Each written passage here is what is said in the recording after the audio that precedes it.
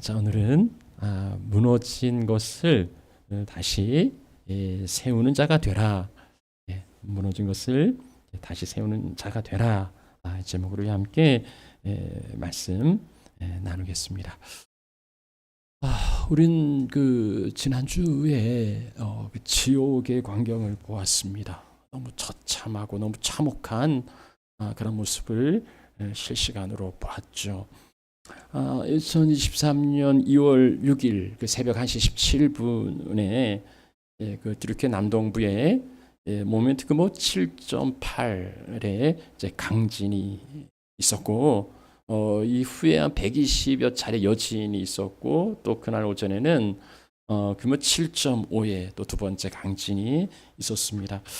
대부분 잠든 그 새벽 시간에 일어난 지진으로 인해서 미처 대피하고 그럴 시간이 없었죠. 그래서 많은 사람들 그대로 무너지고, 지금 사상자가 한 3만 명 정도 육박한다고 그래요. 근데 그 잔에 깔려 있는 사람이 얼마나 거기에 깔려 있는지 헤아릴 수도 없고, 이미 이제는 구조의 시간이 지나서 이제는 생존자를 기대할 수 없는 그런 시간이에요. 미국 그 지질조사국은 사망자가 10만을 넘을 거라고 그렇게 예측합니다. 시리아의 경우는 내전이 일어난 지역이라 거기는 접근조차도 구월 손길이 비치지 못하고 있습니다. 그래서 100만에서 200만의 그 이재민이 발생했다고. 우리나라는 이제 지금은 집에 들어갈 수가 없잖아요. 다 무너져 내리고, 멀쩡한 집도 무너질지 모르니 들어갈 수가 없어요. 그런 이 추운 겨울에 노숙하면서 추위와 그리고 이제 또 기아로 생명의 위협을 당하고 있습니다. 남의 나라 멀리 일어난 일인데 이제 방송 매체가 있으니 생생하게 우리가 그 소식을 접하고 있어요. 나에게 일어난 일이라면 어떨까요? 이런 일들이 나에게 일어난 일이라면, 그 저녁이 돼서 이제 한 자리에 다 누웠는데, 지진으로 그 집이 무너져 내리고, 어쩌다 보니 나는 구조가 되었는데, 다른 가족들은 구조가 되지 못했다면, 이런 사람들이 대다수잖아요. 강진으로 무너져 내린 이 건물 더미에서 태어난 지 3시간, 그래서 퇴출도 자르지 않는 이 아이가 기적적으로 구조되었다 하죠. 근데 부모는, 그 형제, 4명 형제들은 모두 사망했습니다. 태어나자마자 졸지에 고아가 된 거지요. 중년의 남성이 건물 더미에 깔려 있는 아이의 손을 잡고 있어요. 이 사람이 손을 잡고 있는 사람은 그의 15살 딸인데요.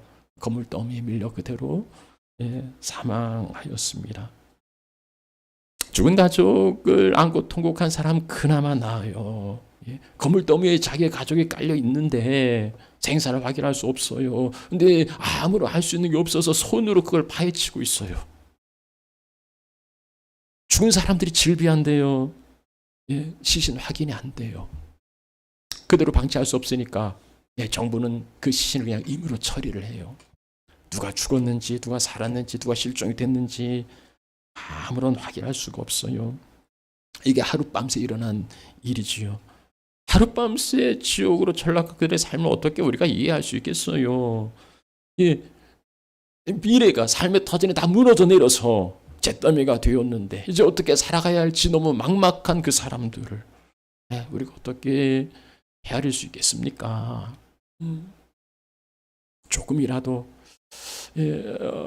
우리가 도움이 좀 될 수 있는 방법을 찾아보시고요. 우리 교회에서도 좀 구호 헌금을 좀 마련할 수 있으면 좋겠고, 여러분들이 굳이 교회 아니더라도 어디든지 좀 보내서 작은 도움이 좀 되시면 좋을 것 같아요.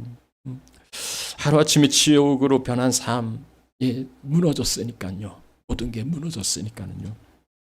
그래서 무너져서는 안 되는 것들이 있어요. 우리 삶의 터전이 무너지면 대참사가 일어납니다. 우리는 뭐 지나간 일이지만 뭐 백화점이 무너지고 다리가 무너지고 그래서 얼마나 많은 생명들이 피해를 입었습니까? 우리가 살아가는 세상의 질서, 이 법, 튀르키예나 뭐 시리아도 이제 뭐 무법 전제가 되어서 뭐 약탈이 일어나고 그런다지요. 무너지면은 혼란이 있어요.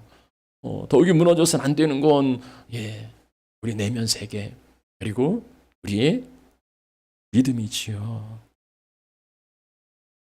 정말 중요한 건 뭐 다른 건 무너질 수 있어도 나의 믿음은 무너져서는 이제 안 되는 거죠. 근데 이제 다행스럽게도 우리가 살아가고 있는 삶의 터전은 이 캘거리는 안전해요. 뭐 여기처럼 평화로운 안전한 곳이 또 있을까요? 어떤 자연재해, 뭐 태풍이 옵니까? 뭐 토네이도가 일어납니까? 뭐 지진이 일어납니까? 뭐 있으면 여름에 가끔 뭐 우박 내리는 것 정도인데 우박 내려서 보상금 받으니까 또 좋아하는 사람들도 많이 있더라고요. 아무런 자연재해가 없이 너무 안전한 곳이에요. 우리가 살아가는 세상의 법과 질서도요. 우리가 밤에 마음 놓고 다니잖아요. 이렇게 질서가 잘 유지되는 이런 나라도 그리 많지 않아요. 그러고 보면 우리는 참 좋은 세상에서 이렇게 살아가고 있습니다. 그럼 이 좋은 세상에서 우리의 믿음은 우리의 신앙은 무너지지 않고 안전하십니까? 겉으로 드러난 세상적인 삶이 견고하고 화려하고 또 대단하다 할지라도 우리 그 삶의 기반이 되는 우리의 믿음이 흔들리고 있으면 그 위에 쌓은 그 무엇인들 그게 안전할 수 없는 거지요.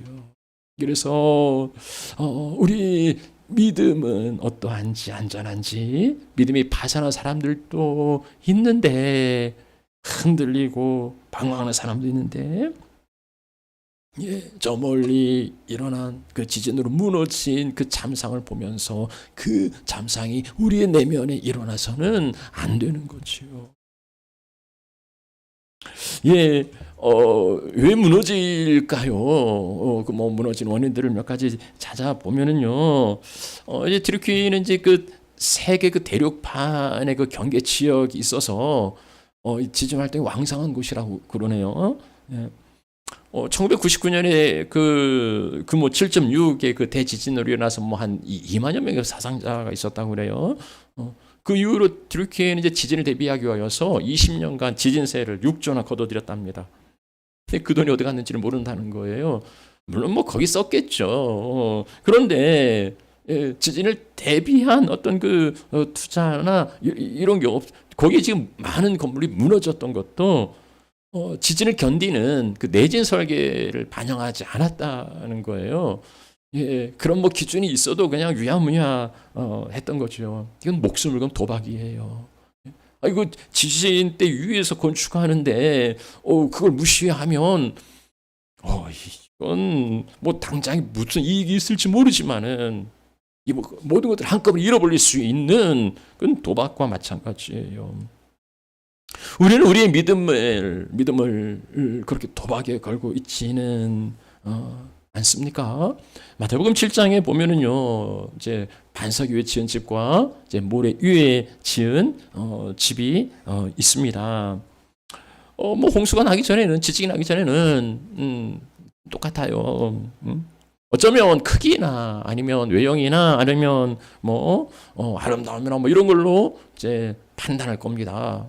그래서 어떤 건물이 더 좋고 뭐 더 화려하고 뭐 이런 이야기를 하겠지만 그런데 홍수가 나면 지진이 나면 운명이 갈려요. 모래 위에 지은 집은 무너집니다.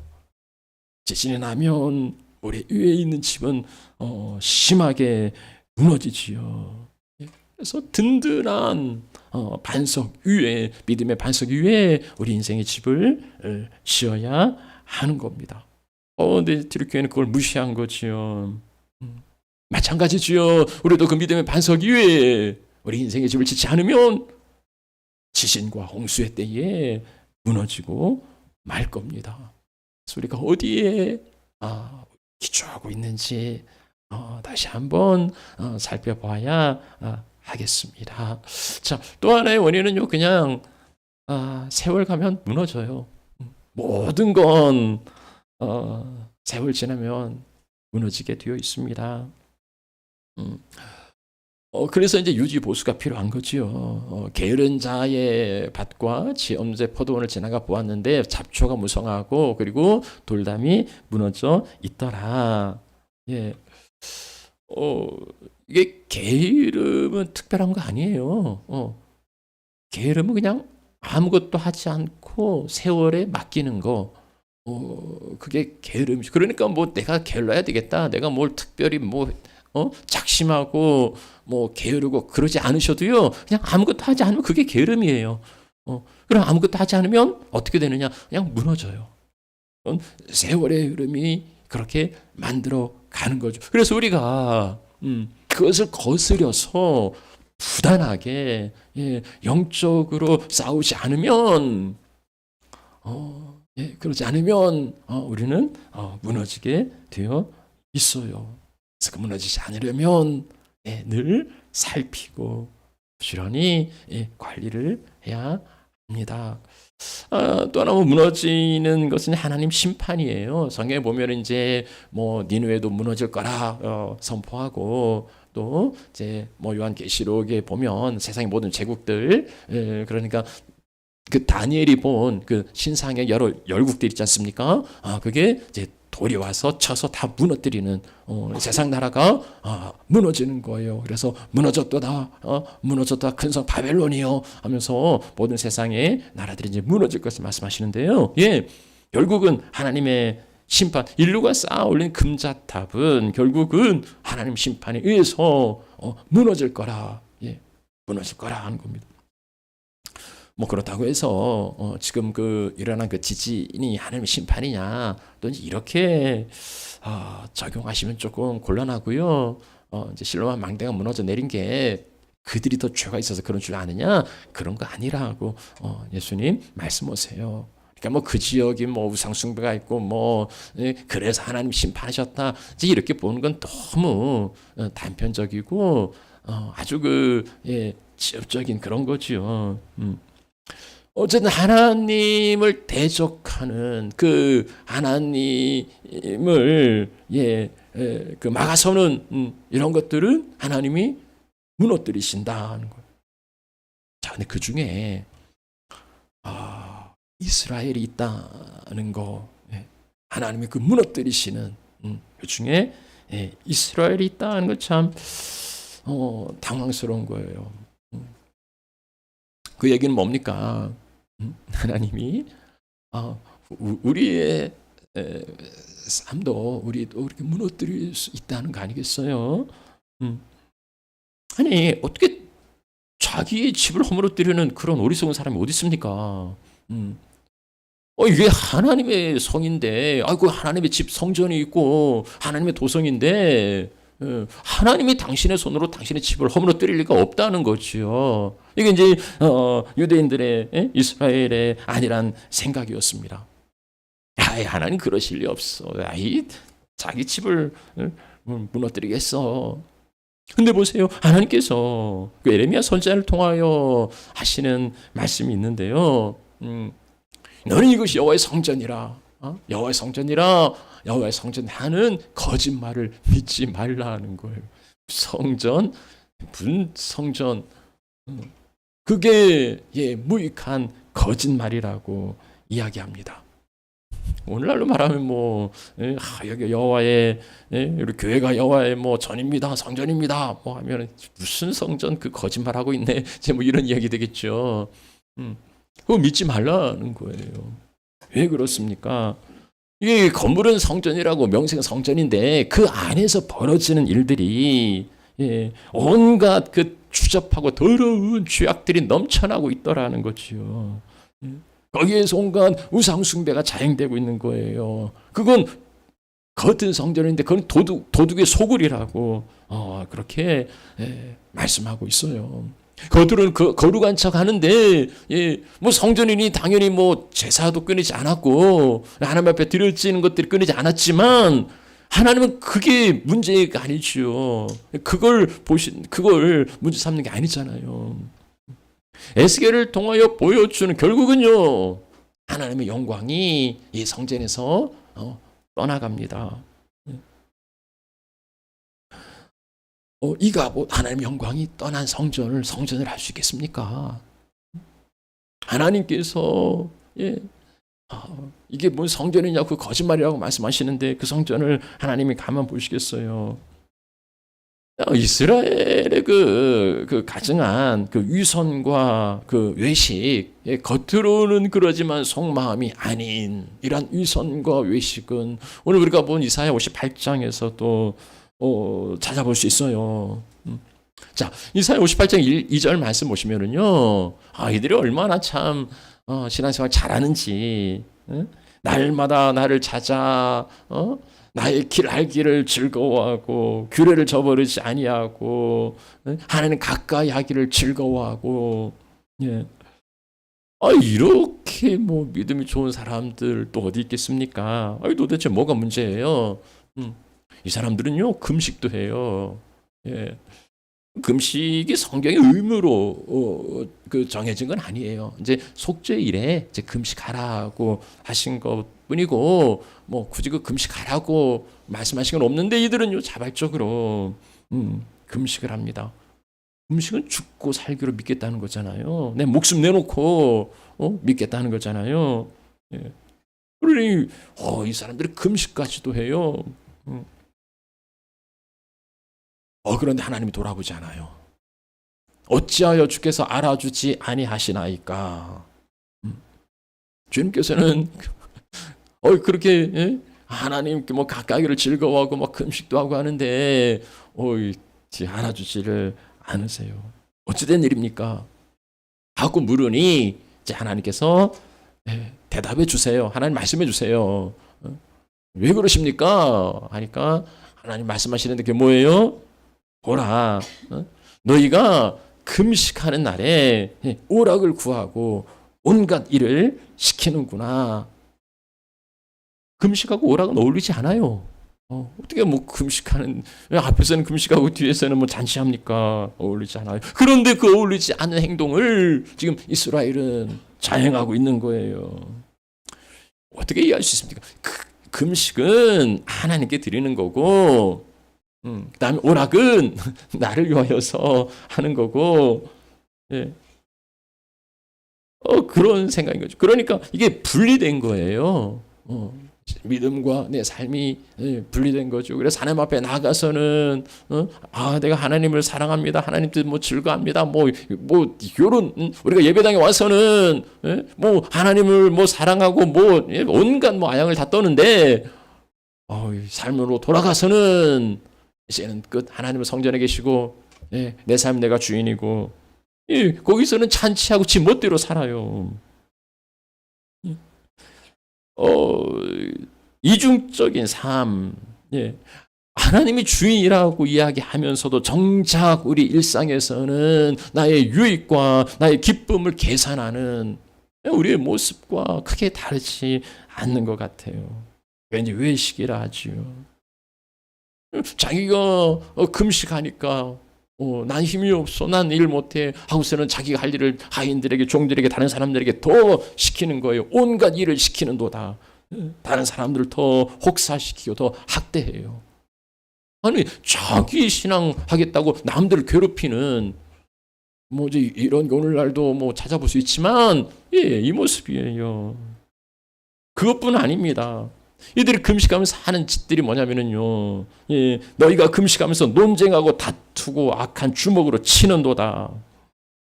그들은 겸비하고, 금식이 그렇잖아요. 하나님 앞에 겸비하고 겸손하고 내 아무것도 아니라고 내 생명이 주의 손에 있고 주님 없으면 나는 살 수 없다는 게 금식의 고백일진데, 얘들은요, 금식은 금식이고 삶에서는 여전히 싸우고 논쟁하고 다투고 두들겨 패고 일상은 금식하고는 전혀 관계없이 살아가요. 신앙 따로 생활 따로 따로 국밥이죠. 그러면서 금식만 하면 하나님이 들어주실 거라고. 왜 하나님 듣지 않으시냐고 이렇게 착각해요. 종교적인 형식만 남았을 뿐 그 중요한 정신은 온데간데 찾아볼 수가 없어요.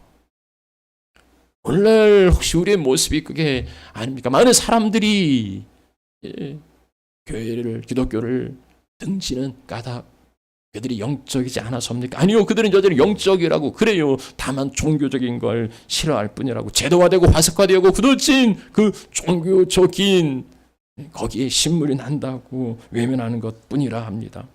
오늘날 우리 안에 정말 본질과 중요한 그 정신이 실종되고 그래서 형식만 붙들고 있다면 그건 하나님께서 아니라고. 그러한 금식이 여호와께 연합되겠냐고, 그게 여호와의 기뻐하는 금식이겠냐고 이리 말씀하십니다.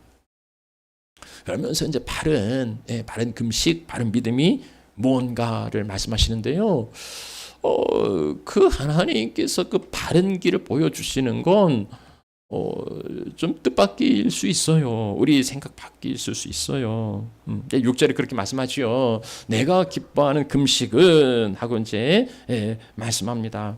이 말씀이 상당히 오해되어서 사람들에게 알려져 있는데요. 금식을 권고하면서 금식하면 중하게 결박이 풀어지고 멍에의 줄이 끌어지고 자유를 얻는다. 그래서 금식은 큰 능력이 있다라고 말씀하시는데 전혀 그런 의미가 아니잖아요. 이 맥락에서 보시면 이 말씀은 어떤 그 금식의 능력을 말씀하는 게 아니에요. 내가 기뻐하는 금식, 너희가 금식한다고 그러는데 금식하면서 뭐 다투고 싸우고 주먹질하고 하는데 내가 기뻐하는 금식은 그런 거 아니라고 말씀하시면서 흉악의 결박을 풀어주고, 누굽니까? 흉악의 결박에 매여 있는 사람을 풀어주는 거예요. 그러니까 이웃들이 뭔가 압제당하고 고통당하고 멍에를 매여 있을 때 그것을 풀어주는 거예요. 그게 참다운 금식이라고 말씀하시는 겁니다. 내가 금식해서 배가 고파봤고 내가 굶주려 봐서 고통스러워 봤으니 굶주려 있는 자들, 방황하는 자들, 헐벗은 자들, 그들을 먹이고 입히고 그들을 돌보는 게 참다운 금식의 정신이라고 그렇게 말씀하세요. 금식뿐입니까? 그게 참다운 믿음의 정신이라고, 그게 진정한 믿음이라고 그들에게 가르쳐 주고 있습니다. 그러니까 금식은 밥 안 먹고 떼쓰는 게 아니라 기름 바르고 이제 일상 가운데서 고통에 있는 이웃들을 돌아보는 거, 그것이 참다운 금식이라고 가르쳐 주시는 거예요. 자, 그들의 그릇된 신앙을 지적하시고 이게 바른 길이야 라고 말씀하신 하나님은 이제 그렇게 하면 이런 복이 있다고 그것을 이제 보여주십니다. 참다운 그 믿음으로 살아가는 사람들에게 이제 그 주시는 복은 여기 8절과 9절에는 이제 네 가지로 이야기해요. 빛으로, 그리고 치유로, 그리고 호의 인도하심으로, 그리고 동행, 내가 여기 있다. 하나님께서 동행해 주신다는 거예요. 이제 8절과 9절이 네 가지로 말씀하시면서, 그리고 이제 뭡니까? 뒤에 10절과 11절 말씀에서도 이제 그것을 다시 한번 강조해서 앞에 네 가지 축복을 다시 또 이제 리마인드를 해 주십니다. 빛으로, 인도로, 그다음에 치유로, 그다음에 풍성. 그러면서 이제 이 12절에 그렇게 바른 믿음으로 살아가는 사람들의 그 후손, 네게서 날 자들이 하고 이제 말씀하시면서 회복의 역사를 말씀하세요. 지금 다 무너졌잖아.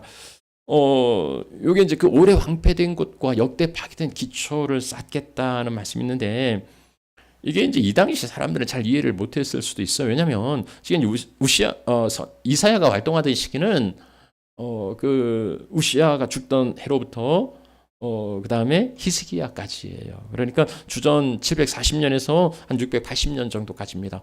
요때 이제 히스기야 정도쯤에서 이제 그 북왕국이 아수르에게 망해요. 722년에 망하죠. 그리고 이제 그 후로부터 유다가 망하기까지는 한 100여 년이 더 있어야 돼요. 586년에 이제 유다가 망하니까 이스라엘은 망하고 유다는 아직 건재한 시기예요. 근데 이 이스라엘의 멸망은 유다에게도 경고장인 거예요. 이스라엘이 망한다. 하나님의 백성들이 망했다.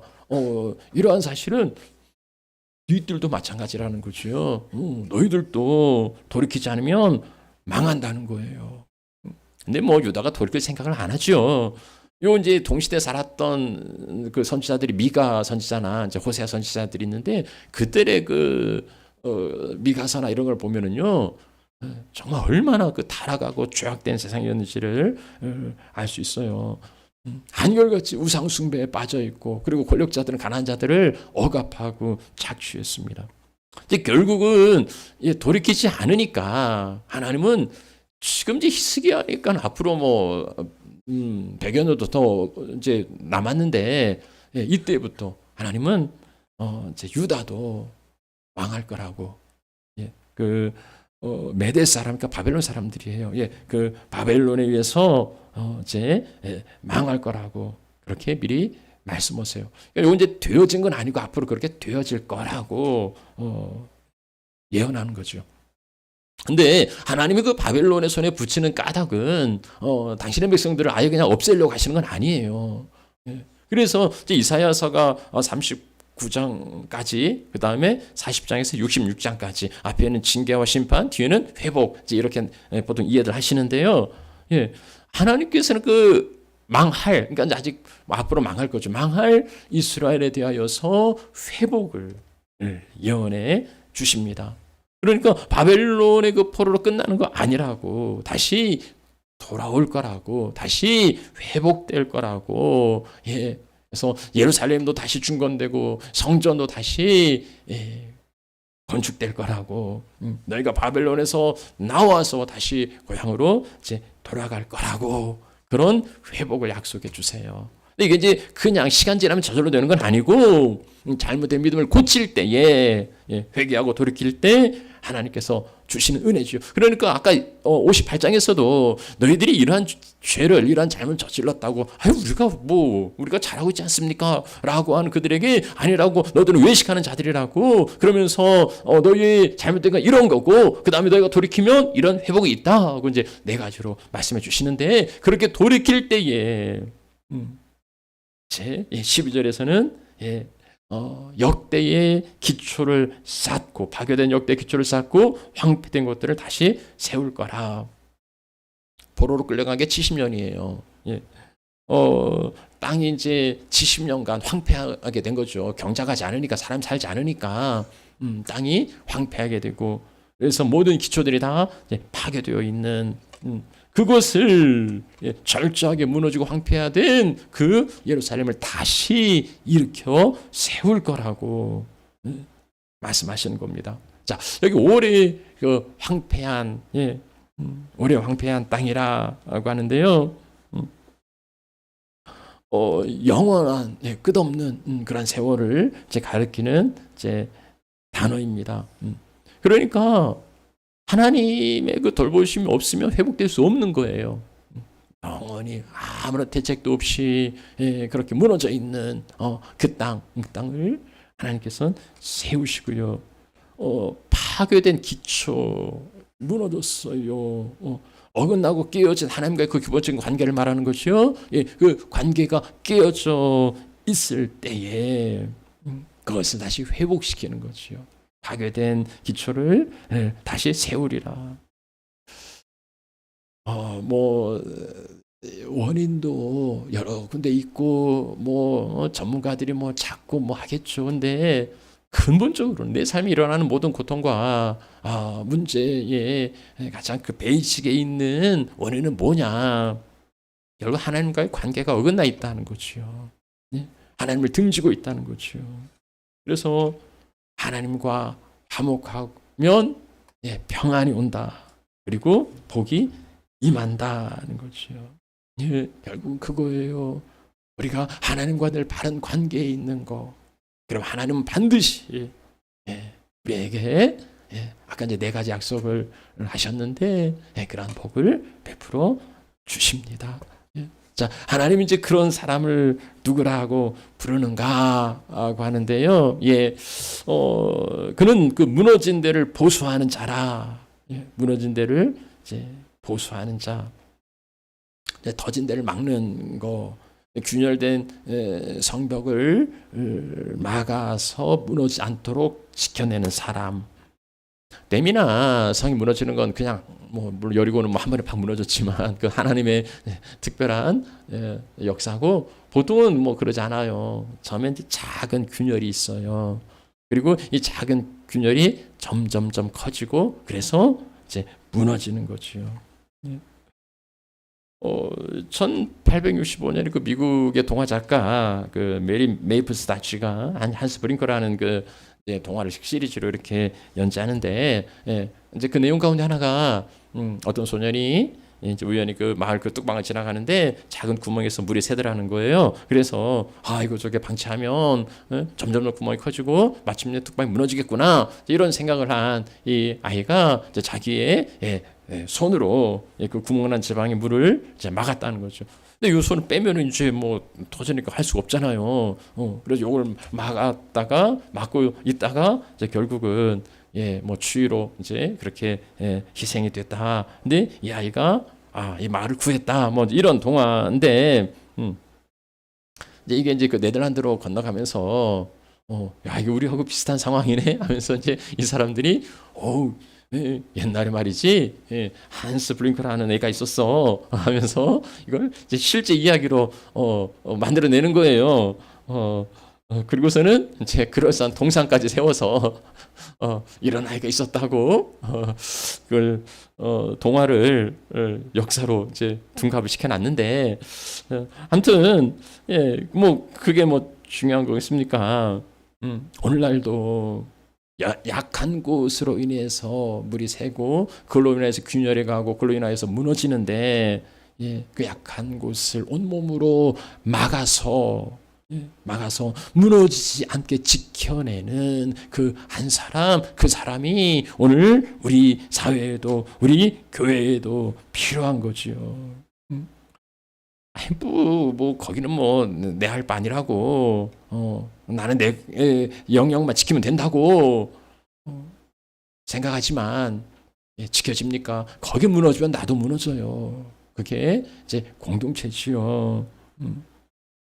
우리 자신과 우리 공동체를 부지런히 살펴서 무너지려는 그 곳을 막아서는 지속하게 보수하는, 그래서 무너진 데를 보수하는 사람, 그 사람이 되시면 좋겠습니다. 자, 또 다른 표현은 길을 수축하여 거할 곳이 되게 하는 자예요.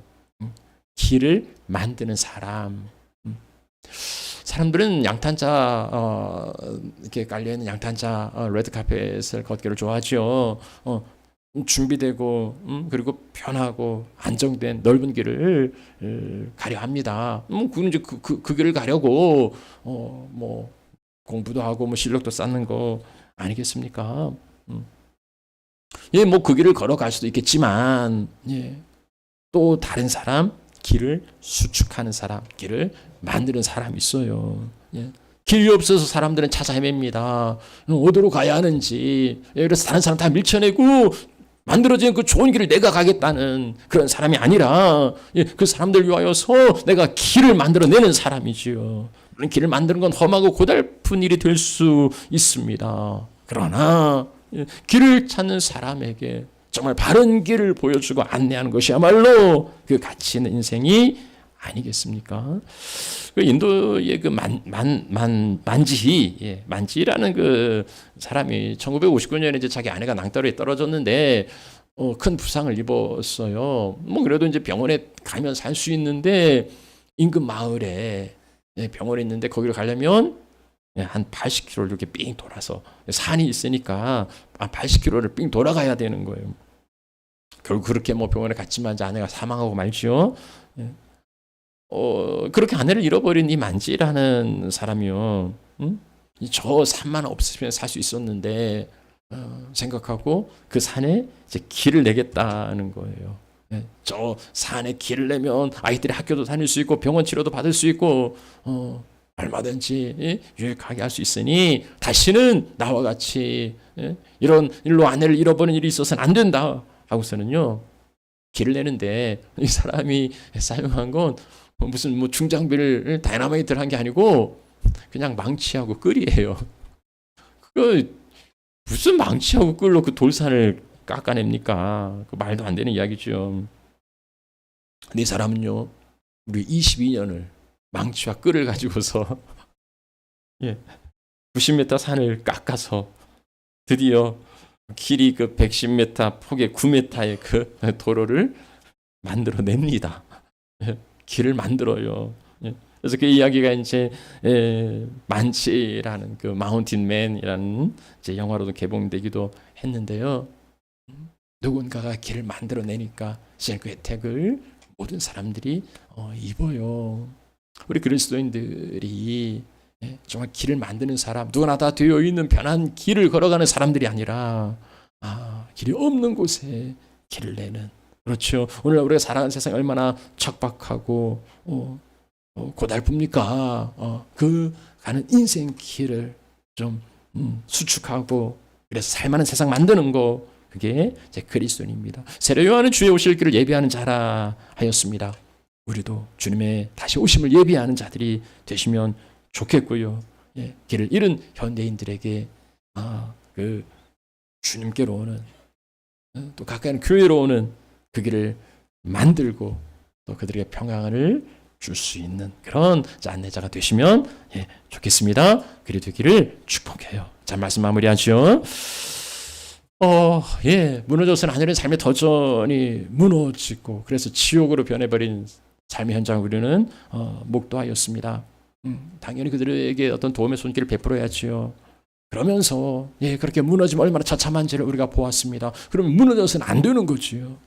나의 내면은, 나의 믿음은, 우리의 가정은, 우리의 교회는 그리 무너져서는 안 됩니다. 혹시나 그런 징조가 있는지, 그런 작은 균열이 있는지 늘 이제 점검하는 게 필요한 거죠.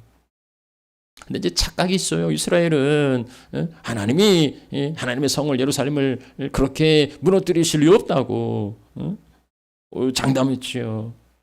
근데 착각하는 거예요. 강도의 소굴을 만들어 놓고서 하나님이 거기 계신다고 생각하는 건 착각이에요. 근데 이들이 내가 하나님의 말씀을 구하고 하니까 가까이 그를 즐거워하고 난 금식까지 한다고 무슨 소리냐고, 하나님이 내가 금식도 하는데 라고 말하지만 금식 이면에는 자기의 향락을 구하고 다투고 싸우고 악행을 저지르는 위선이죠. 외식이죠. 그러면서 참된 믿음은 그거 아니라고, 그 형식에 있는 게 아니고 굶주는 가운데 있는 이웃들을 돌아보는, 살펴주는, 그게 참된 금식이고 참된 믿음이라고 가르쳐 주십니다. 그렇게 행하는 자에게는 하나님께서 회복의 은혜를 베풀어 주세요. 하나님 진노하셔서 그들을 바벨론 포로로 보내버리셨지만은 그러나 그들을 다시 돌이키게 하시고, 그래서 그 파괴된 기초를, 그리고 황폐화된 그 땅을 다시 세우게 하십니다. 오늘날 곳곳에 무너져 있는 곳들이 얼마나 많이 있습니까? 파괴된 채로 방치된 사람들, 그 심령이 무너지고 그 믿음이 파선해서 냉담자가 되고 가난한 교인이 되고 플로팅 크리스찬이 되고, 그래서 그렇게 맴도는 사람들이 얼마나 많이 있습니까?